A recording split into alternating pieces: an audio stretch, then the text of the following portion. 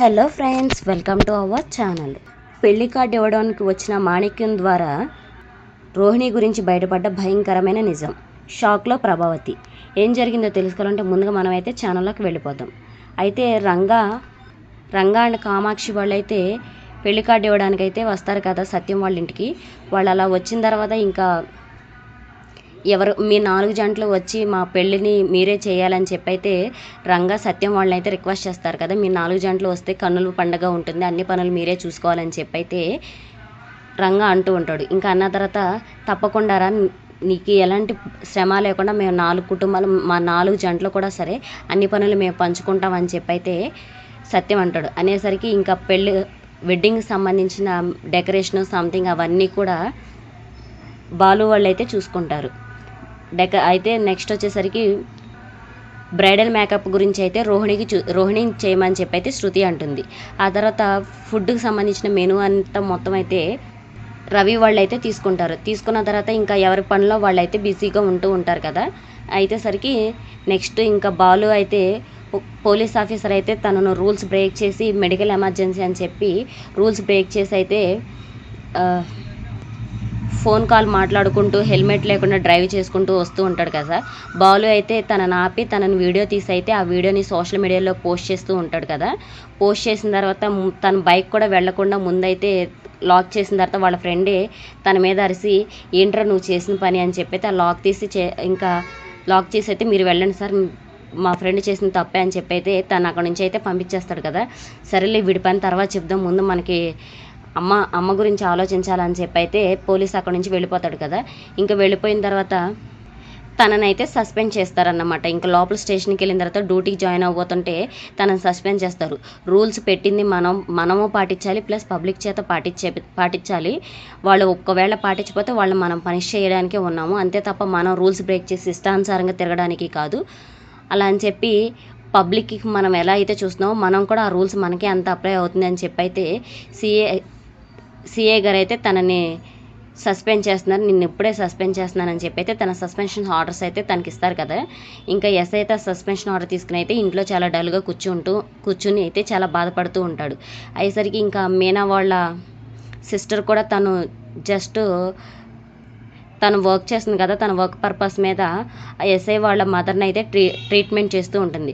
ఇంకా తను కూడా అలా డల్ అయ్యేసరికి ఈ 3 days మీరు అలా ఎందుకు అనుకోవాలి, 3 days అమ్మతో కలిసి చాలా బాగా ఎంజాయ్ చేయొచ్చు కదా, మీరు మంచిలోంచి చెడు మాత్రమే చూస్తున్నారు తప్ప అక్కడ జరిగిన విషయం దాన్ని బట్టి మంచిని చూడట్లేదు మీరు అని చెప్పి అయితే వాళ్ళని కొంచెం మోటివ్ చేసి అయితే మీరు ఈ 3 days చాలా బాగా ఎంజాయ్ చేయండి, ఎలాగో తర్వాత మీ జాబ్ మీకు వెళ్ళిపోతారు కదా, ఆ తర్వాత మళ్ళీ మీరు కేసులు ఎఫ్ఐఆర్లు ఇవని చెప్పి అన్నీ చూసుకుంటూ ఉంటారు, ఈలోపు అమ్మకి కాస్త సంతోషాన్ని అయితే ఇవ్వచ్చు కదా అని చెప్పి అయితే ఇంకా తను అంటుంది. ఇంకా అలా అనేసరికి తను చెప్పింది కూడా నిజమే కదా, నేనేంటి ఇలా ఆలోచిస్తున్నాను, మా అమ్మ కోసమే కదా నేను ఇంత చేసింది, రూల్స్ కూడా బ్రేక్ చేసింది, ఇప్పుడు కాస్త అమ్మతో టైం స్పెండ్ చేయొచ్చు అయితే తను కూడా ఆలోచిస్తూ ఉంటాడు. ఆలోచించేసరికి థ్యాంక్స్ ఫర్ యువర్ అడ్వైస్, మీ వల్లే నాకు కొంచెం మోటివ్ అయినట్టుంది, నేను ఇప్పటివరకు అయితే ఇంకా సస్పెన్షన్ చేశారు, ఎలాగైనా తన రూల్స్ పాటించేలా చేసినందుకు ఒక పబ్లిక్ నా మీద ఇలా కక్ష కట్టి చేశారేంటి అని చెప్పి అయితే నేను చాలా డల్ అయిపోయి చాలా ఆలోచిస్తూ ఉన్నాను, థ్యాంక్స్ ఫర్ యువర్ అడ్వైస్ అని చెప్పి అయితే తను అంటాడు కదా అని. ఇంకా సరే ఇంకా వాళ్ళైతే భోంచేస్తూ ఉంటారు. తర్వాత ఏం జరిగింది, ఇంకా భోంచేసిన తర్వాత రేపొద్దున అమ్మని ఎక్కడికి తీసుకెళ్ళాలని చెప్పి అయితే తను ఆలోచిస్తాడు. ఇంకా ఇంతలో రవి వాళ్ళైతే వంటకు సంబంధించిన మెనూనైతే రెడీ చేసి ఈ టైప్ ఆఫ్ మెనూ చేయొచ్చా అని చెప్పి అయితే అయితే ముందుగా అయితే రవి వాళ్ళు అయితే పెళ్ళికి ఏమేమి మెనూ కావాలని చెప్పి ఒక మెనూ అయితే తయారు చేసి శాంపుల్ మెనూ అయితే రంగా వాళ్ళకి పంపిస్తారు. ఇలా చేద్దాం అనుకుంటున్నాం మామయ్య, ఈ వంట డిషెస్ ఎలా ఉన్నాయి, ఈ మెనూ ఓకేనా అని చెప్పి అయితే వాళ్ళని అడుగుతారు. అడిగేసరికి చాలా బాగున్నారా, ఈ మెనూ ఓకే ఫైనల్ చేయమని చెప్పి అయితే రంగా కామాక్షితో మాట్లాడి చెప్తాడు. ఒకేసరికి ఇంకా మెనూ అయితే ఫైనల్ చేస్తారు. అయ్యేసరికి ఇంతలో కామాక్షి అయితే సుందరిని తీసుకుని ఒకసారి మనం బ్రైడల్ మేకప్ గురించి ఒకసారి రోహిణితో మనం మాట్లాడదాం, అసలు ఎలా చేస్తుంది, ఏ టైప్ ఆఫ్ మేకప్ సూట్ అవుతుంది ఒకసారి కనుక్కుందాం పదా అని చెప్పి కామాక్షి సుందరిని తీసుకుని అయితే రోహిణి వాళ్ళ పార్లర్ దగ్గరికి అయితే వెళ్తుంది. ఇంకా అక్కడికి వెళ్ళేసరికి రోహిణి అయితే వాళ్ళ ఫ్రెండ్తో మాట్లాడుతూ ఉంటుంది. కామాక్షి వాళ్ళు వచ్చిన విషయం కూడా గమనించకుండా వాళ్ళతో అయితే తనతో మాట్లాడుతూ ఉంటుంది రోహిణి. అయ్యేసరికి ఏమైంది రోహిణి, ఎందుకు అలా మాట్లాడుతున్నామంటే, ఎందుకలా ఉన్నావని చెప్పి అయితే రోహిణి వాళ్ళ ఫ్రెండ్ అడుగుతుంది. ఏమీ లేదు, ఇలా కామాక్షి వాళ్ళ అత్తయ్య వాళ్ళు కామాక్షి ఆంటీ వాళ్ళు వచ్చారు, ఇలా బ్రైడల్ మేకప్ చేయాలి పెళ్లి కోసం, సుందరి పెళ్లి కోసం అని చెప్పి రోహిణి చెప్తుంది. అయితే చేయొచ్చు కదా, మంచి పనే కదా, హెల్ప్ చేస్తే మంచిదే కదా అని చెప్పి తన ఫ్రెండ్ అంటూ ఉంటుంది. అయ్యేసరికి ఇంతలో ఏం మాట్లాడుతున్నావే, మా ఆయన ఆల్రెడీ బిజినెస్ పెట్టి చాలా లాస్ అయ్యారు, మేమే ఇప్పటికీ చాలా అప్పుల్లో ఉన్నాము, ఫ్రీగా చేయడానికి ఇదేమన్నా ధర్మసత్రమా, మేకప్ చేయించుకునేటప్పుడు మినిమం అమౌంట్ ఇస్తానని చెప్పి కామాక్షి ఆంటీ అయినా అనాలి కదా, పెద్దదే కదా, మా పరిస్థితి తెలుసు కదా, ఫ్రీగా చేయమని చెప్పి అడుగుతున్నారు అని చెప్పి అయితే రోహిణి అంటుంటుంది. ఇంక ఈ విషయాలు అని చెప్పి కామాక్షి అయితే వింటూ ఉంటుంది. పద సుందరి వెళ్ళిపోదాం, మనం ఇక్కడ నుంచి ఇంటికి వెళ్దాం పద అని చెప్పి అయితే కామాక్షి సుందరిని తీసుకుని అయితే ఇంటికి వెళ్ళిపోతుంది. ఇంటికి వెళ్ళి చాలా డల్గా కూర్చుంటుంది. అయితే ఇంతలో మేనా డెకరేషన్కి సంబంధించినవన్నీ తీసుకుని అయితే కామాక్షి వాళ్ళ ఇంటికి అయితే వెళ్తుంది. ఆంటీ పిన్ని మీకు సంబంధించి నేను డెకరేషన్ ఇవన్నీ తీసుకొచ్చాను, ఒకసారి చూడండి, ఇవి సరిపోతాయా లేకపోతే ఇంకా ఎక్సెస్గా ఏమన్నా తీసుకురామంటారా అని చెప్పి అయితే మీనా కామాక్షిని అడుగుతుంది. సరిపోతాయమ్మా, ఏది ఫైనల్ చేసినా అది బాగానే ఉంటుంది కదా, ఇంకా మళ్ళీ అది చర్చించేదేముందని చెప్పి అయితే కామాక్షి అంటుంది. లేదు పిన్ని, నాకు తెలిసింది కొంచెం అయినా సరే మీరు కూడా ఒకసారి ఫైనలైజ్ చేస్తే నేను ఈ టైప్ ఆఫ్ డెకరేషన్ చేద్దాం అనుకుంటున్నాను, ఇలా చేస్తే ఫొటోస్లో అవి మంచి లుకింగ్ పడుతుంది, ఇదంతా ఓకేనా, ఇది ఏది బాగుందో ఫైనలైజ్ చేయండి అని చెప్పి మీనా అడుగుతుంది. అడిగేసరికి ఇంకా కామాక్షి కూడా నువ్వేది ఓకే అంటే అది ఫైనల్ చేసామని చెప్పి అయితే కామాక్షి అనేసి ఇంకా డల్గా అలాగే ఉంటుంది. ఏమైంది పిన్ని, ఎందుకు మీరు అలా డల్గా ఉన్నారు, ఏదైనా సమస్య అని చెప్పి అంటుంది. అదేం లేదమ్మా, బాగానే ఉన్నాను మీనా అని చెప్పి అంటుంది. లేదు, ఏదో ప్రాబ్లం అయినట్టుంది, చెప్పండి పిన్ని, పెళ్లి గురించి ఏమన్నా టెన్షన్ పడుతున్నారా, మేము చూసుకుంటామని చెప్పాం కదా అని చెప్పి అయితే మీనా అంటుంది. అదేం లేదమ్మా, బాగానే ఉన్నానంటే చెప్పండి, ఏదో కారణమే, మీరు ఏదో విషయం ఆలోచిస్తున్నారు, మీరు ఏమైందో చెప్పండి అని చెప్పి అంటుంది. సుందరి అని మీనా పిలుస్తుంది. సుందరిని ఎందుకమ్మా పిలుస్తున్నావు అంటే, మీరు ఎందుకు డల్గా ఉన్నారు, ఖచ్చితంగా సుందరికి తెలుసు, నేను సుందరిని అడుగుతాను, మీరు ఎలాగో చెప్పట్లేదు కదా అని చెప్పి మీనా అంటుంది. అదేం లేదమ్మా, నేను ఇలా మేకప్ చేయించుకోవడానికి ఇలా వెళ్ళేసరికి రోహిణి ఇలా మాట్లాడుతుంది. ఇది ఏమైనా ఫ్రీగా చేస్తారా, ఇదేమైనా ధర్మసత్రం అంటుంది. డబ్బులు కావాలంటే మేము ఇచ్చేస్తాం కదమ్మా, మరి మన కుటుంబం అని చెప్పి నేను మీ సహాయం కోసం వెళ్ళాను, ఇలా మాట్లాడేసరికి నాకు చాలా బాధగా అనిపించింది, అయినా సరే నేను రోహిణిని నా సొంత మనిషి అనుకున్నాను, ఇలా డబ్బులు పోయినప్పుడు విషయం కూడా 2 లక్షల రూపాయలు డబ్బులు పోయిందని చెప్పి అందరూ హడావిడి చేస్తున్నప్పుడు రోహిణియే స్వయంగా తనే పోపుల డబ్బాలు ఉన్న డబ్బుల గురించి తనే తన చైన్ అమ్మి తీసుకొచ్చి డబ్బులు ఇచ్చింది. ఆ పోపుల డబ్బాలో విషయం గురించి ఎందుకులే ఆంటీ, వదిలేసేయండి, నేను చెప్తున్నాను కదా, మళ్ళీ అందరి కుటుంబం మధ్య కలహాలు వస్తాయి అని చెప్పి అయితే ఆ డబ్బులు తీసుకొచ్చి నా చేతిలో పెట్టింది. ఇంకా నేను కూడా దాని గురించి ఎక్కువ చర్చించకుండా నేను అక్కడితో ఆ విషయాన్ని వదిలేస్తాను, లేదంటే 2 కుటుంబాల మధ్య చీలికలు వస్తాయి అని చెప్పి నేను ఆలోచించాను. రోహిణికి నేను అంత విలువిచ్చాను, నా సొంత మనిషి అనుకున్నాను, కానీ రోహిణి మాత్రం ఇట్లా నన్ను వేరు చేసి మాట్లాడిందని చెప్పి అయితే కామాక్షి మీనాకి చెప్తుంది. సరే నేను చూసుకుంటానులే, బ్రైడల్ మేకప్ గురించి నాకు తెలిసిన వాళ్ళు వేరే ఫ్రెండ్ ఉన్నారు, వాళ్ళకి నేను చెప్తాను, మీరేం కంగారు పడకండి పిన్ని, సుందరికి పెళ్ళి అయ్యేంత వరకు కూడా పూర్తి బాధ్యత నాది, మా వారిదే అని చెప్పి మీనా అంటుంది. నాకు ఆ నమ్మకం ఉందమ్మా, నీ మీద బాధ్యత వేశాను నేను అని చెప్పి అయితే కామాక్షి అంటుంది. మీరు మేకప్ గురించి కంగారు పడకండి, రోహిణి వేయిపోతే నేను వేరే వాళ్ళ చేత వేపిస్తాను అని చెప్పేసి అయితే మీనా ఈ డెకరేషన్ అవి తీసుకుని అయితే డెకరేషన్ సంబంధించి పనులు మొదలు పెట్టడానికి అయితే వెళ్తుంటుంది. వెళ్ళేసరికి ఇంకా ఇంటికి వెళ్ళేసరికి ప్రభావతి అయితే నిన్ను ఎలాగైనా నేను ఓడించాలి, నువ్వు రాకముందు నాదే పై చేయి అయింది, నువ్వు వచ్చాక అనుకోకుండానే నీ చేయి పైన అయిపోయింది, నువ్వు అందరి ముందు చాలా మంచిదానివి గొప్పదానివి అనిపించుకుంటున్నావు కదా, నేను నీ పని ఎలా చెప్తానో చూడని చెప్పి అయితే ప్రభావతి అయితే మీనా గురించి మనసులో అనుకుంటూ ఉంటుంది. అయ్యేసరికి ఇంతలో మీనా అయితే దగ్గరకు వచ్చి తన పని తను చేసుకుంటూ ఉంటుంది. అయితే కామాక్షితో మాట్లాడినప్పుడు మీనాకి ఒక విషయం చెప్తుంది కామాక్షి. ఒక విషయం చెప్పాలనుకుంటున్నాను మీనా నేను నీకు అని చెప్పంటే, చెప్పండి పిన్ని అని చెప్పి మీనా అడుగుతుంది. ఇట్లా చింతామణి మీ అత్తయ్య గారితో చేతులు కలిపింది, తను నిన్ను ఓడించడానికి ఏ అవకాశం లేక ఇలా నిన్ను ఓడించడానికి మీ అత్తగారినే రెచ్చగొట్టింది, ఆల్రెడీ నీ మీద కోపంగా ఉన్న మీ అత్తగారు తన మాటలే నిజం అనుకుని గుడ్డిగా నమ్మేసింది, మీ అత్తగారు అయితే నీ మీద ఇప్పుడు చాలా కోపంగా ఉన్నారు, ఎటువైపు నుంచి అయినా నీకు ఒక సమస్య తీసుకురావచ్చు, నువ్వు చాలా జాగ్రత్తగా ఉండు మీనా అని చెప్పి అయితే కామాక్షి అంటుంది. సరే పిన్ని నేను చూసుకుంటాను, అని చెప్పి అయితే అంటుంది. ఎన్నిసార్లు చెప్పినా కానీ అత్తయ్య గారు మారు, ఇంక ఇంతే అత్తయ్య గారికి ఇక సరైన గుణపాఠం చెప్పే సమయం దగ్గరికి వెళ్ళింది. పెద్దవారు కదా అని చెప్పి గౌరవంగా చెప్తుంటే ఈవిడ వినేటట్లు లేదని చెప్పి అయితే మీనా ఇంకా ప్రభావతికి సరైన సమాధానం చెప్పడానికైతే తను వేచి చూస్తూ ఉంటుంది. అయ్యేసరికి ఎలాగో ప్రభావతి కూడా తను ఓడించడానికి తను చేసే పనుల్లో తనకి వేరే వేళ తన పనులు చెడగొట్టేలాగా అయితే ప్రభావతి ప్లాన్ చేస్తూ ఉంటుంది. అయితే మీనా అవన్నీ సరి చేసుకుంటూ ఉంటుంది. అయ్యేసరికి ఏంటి పూలు అమ్ముకునేదాన్ని ఏం చేస్తున్నావు నువ్వు అని చెప్పి అయితే ప్రభావతి మీనాను తిట్టాలని చెప్పి ఒక ప్లాన్ అయితే వేసుకుని వస్తుంది. మర్యాదగా మాట్లాడండి, పూలు అమ్ముకున్నా నేను నా సంపాదనతో బతుకుతున్నాను, ఎంతలో ఉండాలో అంతలో మాట్లాడండి. ఇటువరకంటే మీరు ఎన్నన్నా నేను భరించాను, పెద్దవారు తెలుసుకుంటారని చెప్పి, కానీ ఇప్పుడు నేను భరించే శక్తి నాకు లేదు, మీరు ఏదైనా అంటే నేను ఊరుకోనని చెప్పి మీనా అయితే ప్రభావతితో అంటుంది. ప్రభావతి అయితే ఫుల్ షాక్ అవుతుంది. ఇది ఎప్పుడు నేను ఎన్ని మాట్లాడినా కానీ నాకు నోరైతే సమాధానం కూడా చెప్పేది కాదు, ఈరోజైతే ఇది తిరగబడి మాట్లాడుతుందని, దీనికి నా ప్లాన్ ఏమన్నా తెలిసిపోయిందా అని చెప్పి ప్రభావతి అయితే డౌట్ పడుతుంటుంది. ఏంటి అత్తయ్య గారు ఏం ఆలోచిస్తున్నారు, మీ ప్లాన్ గురించి నాకెలా తెలిసిందనా అని చెప్పి అంటుంది. అయ్యేసరికి అదేం లేదులే అని చెప్పి అయితే ప్రభావతి అక్కడ నుంచి మాట దాటేయడానికైతే ప్రయత్నిస్తూ ఉండగా ప్రభావతి అయితే అక్కడి నుంచి వెళ్ళిపోతుంటే ఆగండి అత్తయ్య గారు అని చెప్పి అయితే మీనా ఆపుతుంది. ఎందుకు ఆపమన్నావు నన్ను అని చెప్పి అయితే ప్రభావతి చాలా కోపంగా అంటుంది.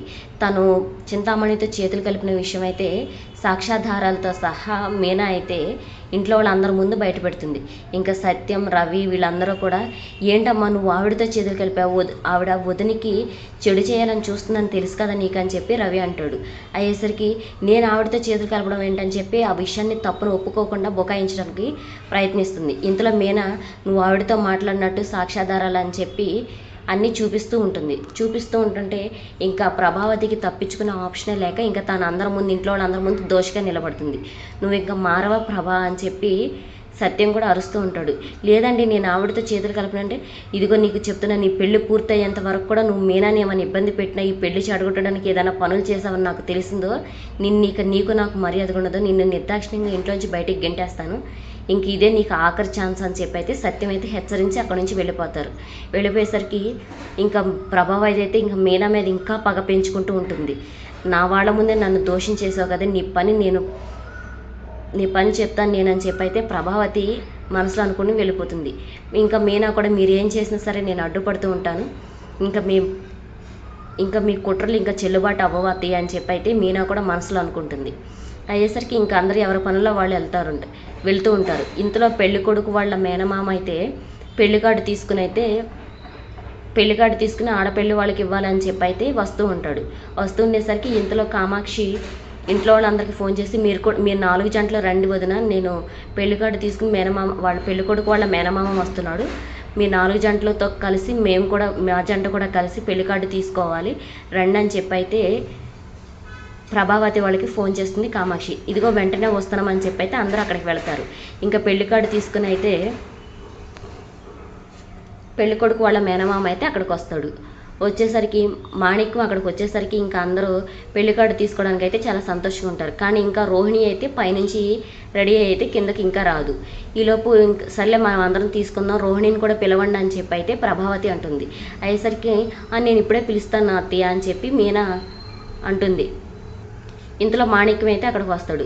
వచ్చేసరికి అదేంటి రోహిణి వాళ్ళ మామయ్య ఇక్కడికి వస్తున్నాడు అని చెప్పి అంటుంది. అనేసరికి ఏం మాట్లాడుతున్నావు వదిన, తను పెళ్లి కొడుకు వాళ్ళ మేనమామ, స్వయాన సుందరికి బాబాయ్ అవుతారు, తను రోహిణికి ఎలా చుట్టమంటే లేదు తను రోహిణి వాళ్ళ మామయ్య అని చెప్పి అంటుంది. అనేసరికి ఇంతలో బాలు కూడా అవును మేకమామయ్యే తనే కదా అని చెప్పి అంటూ ఉంటాడు. అయ్యేసరికి తను ఇంకా అక్కడి నుంచి అయితే అంటూ ఉండేసరికి మాణిక్యం వాళ్ళ చెల్లెలు కూడా అవునండి తను మటన్ కొట్టు నడుపుతాడు, తను మాణిక్యం అంటే తెలియని వాళ్ళు అంటూ ఉండరు, తను స్వయాన నా సొంత అన్నయ్యే అని చెప్పి అంటుంది.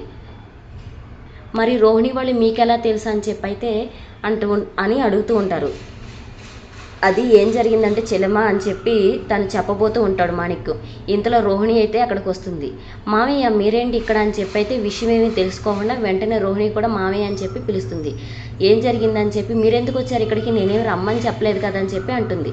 అయ్యేసరికి ఇంకా ప్రభావతి అంటుంది రోహిణి తను స్వయాన పెళ్ళికొడుక్కి మేనమామంట, సుందరికి కాబోయే బాబాయ్ గారంట, నువ్వు మామయ్య అని పిలుస్తున్నావేంటి, నీకు తెలిసిన వాళ్ళేనా అని చెప్పి అంటుంది.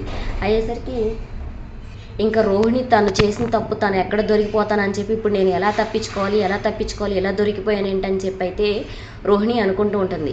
ఇంతలో ప్రభావతి, చెప్పు రోహిణి, తను నీకు చుట్టమా లేకపోతే పెళ్లి కొడుకు వాళ్ళ చుట్టమా లేకపోతే మమ్మల్ని అందరినీ పిచ్చోళ్ళని చేస్తున్నావు నువ్వు అని చెప్పి అయితే ప్రభావతి అంటుంది. అయ్యేసరికి ఈ పెళ్లి సంబంధం అడ్డు పెట్టుకుని ఏం చేయబోతున్నారు మీరు అని చెప్పి అయితే పెళ్లి సంబంధం ఇక ఈ పెళ్లి జరగదు అన్నట్టుగా ప్రభావతి అయితే మాట్లాడుతుంటుంది.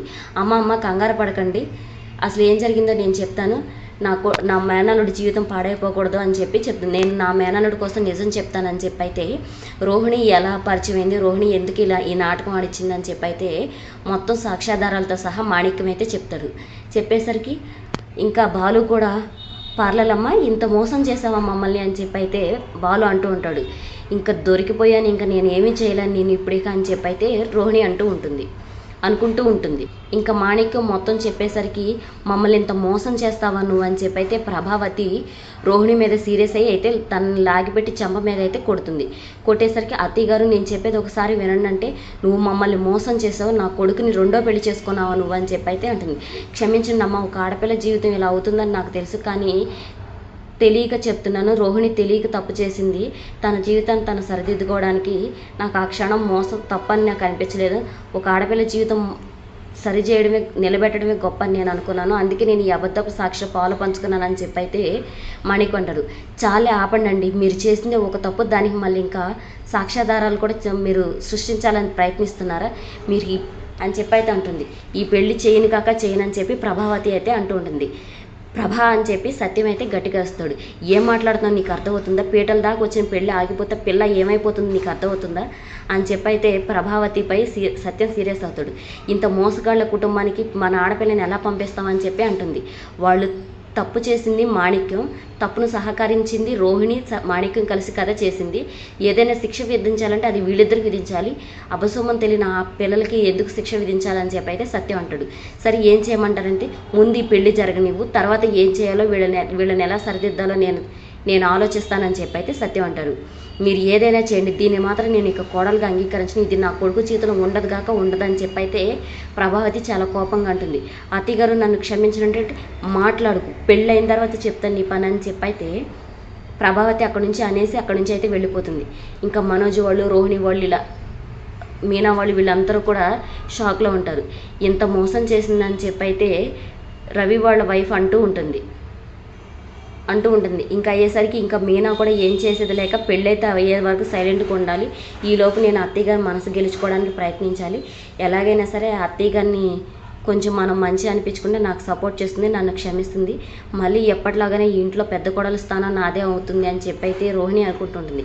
ఎంత మోసం చేసింది దీన్ని నేను ఎంత నమ్మానని చెప్పి అయితే ప్రభావతి కోపంతో రగిలిపోతూ ఉంటుంది. అయ్యేసరికి ఇంకా దీని పని చెప్తాను నేను ఎలాగైనా సరే అని చెప్పి రోహిణిని ఇబ్బంది పెట్టడానికి అయితే ప్రయత్నిస్తూ ఉండగా ఏం చేయాలి, దీనికి ఎలా శిక్ష విధించాలి, నేను ఏం చేయాలి అని చెప్పి అయితే అనుకుంటూ ఉంటుంది ప్రభావతి. ఇంకా మీనా కూడా నిజం తెలిసిన తర్వాత అత్తయ్య గారు ఊరుకోరండి, ఎలాగైనా సరే రోహిణిని కాపాడాలి, మనం హెల్ప్ చేయాలి, తను చేసిన తప్పే కావచ్చు అని చెప్పి అయితే బాలుతో మీనా అంటూ ఉంటుంది. ఏం మాట్లాడుతున్నావు మీనా, తను మీ అత్తయ్య గారితో కలిసి మా అమ్మతో కలిసి నేను ఎన్ని ఇబ్బంది పెట్టింది, నేను ఎన్నిసార్లు దోషిగా నిలబెట్టింది ఇంట్లో, నీకైనా సరే ఎందుకు ఇంత మంచిదాను, ఏం అవసరం లేదని చెప్పి అయితే బాలు అంటూ ఉంటాడు. లేదండి తను చేసిన తప్పే కావచ్చు, కానీ ఇప్పుడు అత్తయ్య గారి కోపం ముందు తను నిలబడలేదు, మనం ఎలాగైనా సరే తనని ఇంట్లోంచి బయటికి గెంటేయకుండా మనం కాపాడాలని చెప్పి అయితే బాలుతో మీనా అంటూ ఉంటుంది. నేను వదిలేమని చెప్తున్నానుగా, వదిలేసి పార్లర్ అమ్మకైతే ఇలా జరగాల్సిందని చెప్పి అయితే బాలు అంటూ ఉంటాడు. ఇంకా రవి వాళ్ళు కూడా ఎంత మోసం చేసింది రోహిణి వదిన, మనోజ్ అన్నీకి ఇది అవ్వాల్సిందే, వాడికి ఎన్నిసార్లు చెప్పినా సరే మోసాలు చేయడం, గుడ్డిగా ఎవరిని నమ్మొద్దురా అని చెప్పినా కానీ వాడు ఎప్పుడు వినేవాడే కాదు, ఇప్పుడు ఇది కరెక్ట్గా సరిపోయింది అని చెప్పి అయితే రవి అంటుంటాడు. అలా ఎందుకు అనుకోవాలి రవి, తను చేసిన తప్పే కావచ్చు, ఇప్పుడు తన తప్పును తెలుసుకోవడానికి ప్రయత్నిస్తుంది కదా అని చెప్పి అయితే అంటుంది. తప్పు చేసేసింది కదా, అందరినీ మోసం చేసింది కదా, చూద్దాం అమ్మ ఎలాంటి నిర్ణయం తీసుకుంటుందో, దాన్ని నాన్న ఎలా ఆపుతారో చూద్దాం అని చెప్పి అయితే రవి అంటూ ఉంటాడు. అని చెప్తే ఇంకా ఫ్యామిలీ మొత్తం అయితే ఇంకా ప్రభ ఎలాంటి నిర్ణయం తీసుకుంటుందా అని చెప్పి అయితే వేచి చూస్తూ ఉంటారు. ఇంకా సత్యం అయితే రోహిణి చేసిన మోసం గురించి అయితే ఆలోచిస్తూ ఉంటాడు. ఇప్పుడు ప్రభ ఎలాంటి నిర్ణయం తీసుకునేదో, రోహిణిని ఎలా కాపాడాలి, తెలిసి చేసినా తెలియచేసినా తను నా ఇంటి పెద్ద కోడలు, తనని ఇంట్లోంచి వెళ్ళనివ్వకుండా నేను కాపాడుతానని చెప్పి అయితే సత్యం అనుకుంటూ ఉంటాడు. అయ్యేసరికి నిజం తెలుసుకున్న ప్రభావతి ఏం చేయబోతుంది, ఫ్యామిలీ మొత్తం ఊహించినట్లు తనని ఇంట్లోంచి బయటికి గెంటైపోతుందా, లేకపోతే మరొకసారి ఒక ఛాన్స్ ఇచ్చి తాను నిరూపించుకోవడానికి మరొక ఛాన్స్ ఇస్తుందా, లేదా మీనా బాలు కలిసి తనని కాపాడతారా లేదా అనేది మనం రాబోయే ఎపిసోడ్స్లో అయితే చూద్దాం. వీడియో కనుక నచ్చినట్టయితే లైక్ చేయండి, షేర్ చేయండి. మరిన్ని అప్డేట్స్ కోసం మా ఛానల్ని సబ్స్క్రైబ్ చేసుకోండి.